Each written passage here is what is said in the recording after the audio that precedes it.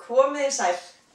Ég ætla að sýna ykkur hvernig ég geri tortillur, stútfullar af grænmeti og rosalega góðar. Þær eru borðaðar kaldar og það er fljótlegt að gera þær og það er mjög gott að borða það bæði í hádegismat, í kvöldmat, það getur verið frábært að taka þetta með sig í nesti, bara við alls konar tækifæri.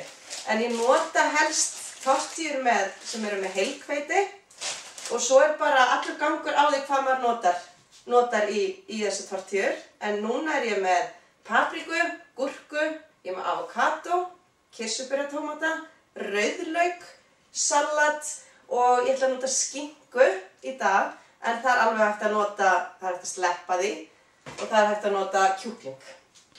Í sósuna fer svona létt, ég nota létt rjómaost, ekki með neinu bragði, þetta er Philadelphia og ég nota salsasósu og kotasælu og svo set ég spínat til að hafa hana ennþá hollari og set bara í blandara eða í matvinnsluvél.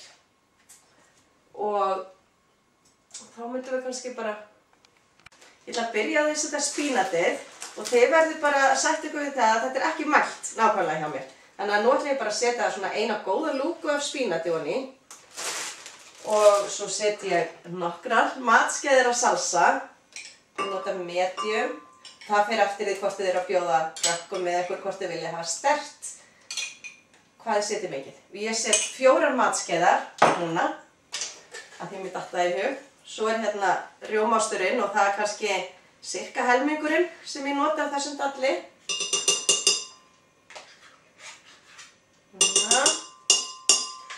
Og ég ætla að setja svolítið af kotasælu. Það má alveg sleppa kotasælunni, það má setja síðan rjóma.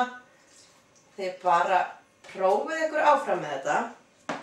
Þá er hráefnið kominn. Og setjum þetta í gang, sjáum hvernig það er. Jæja, þá er þetta allt niðurskorið og bara kominn tíma að setja á tortilluna. Byrjaði að setja þetta fallega græna gums sem kom út úr matvinnsluvélinni áðan eða blandaranum. Set bara eins og ég vil. Legg hérna salatblöðin. Það þarf ekkert að vera svona mörg hráefni. Stundum er það að flýta ykkur og þið þurfum ekki að hafa allt þetta dásamlega hráefni sem ég er að nota núna. En ég legg það á hvert eftir öðru. Nóg af grænmeti. Fallegi litir. Og svo bara komið svolítið mikið í þessa tortillu.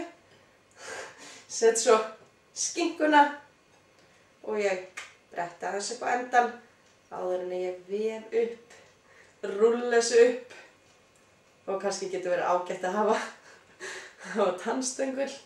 Hérna. Svona. Þá erum við komin með þessa fínu tortillu sem er hægt að grípa með sér, borða hvenær sem er. Krakkarnir mínir allavega elska hana, þó þetta sé svona stútfullt af grænmeti, þeim finnst það bara mjög gott. Og bara, kannski býð ég kvikmyndamanninu mínum að koma og smakka, sjá hvað henni finnst. Gerðu svo vel, Bryndís. Þetta er ótrúlega girnilegt og fallegt. Já. Hlakka til að bíta. Gott. Mjög gott. Takk fyrir í dag.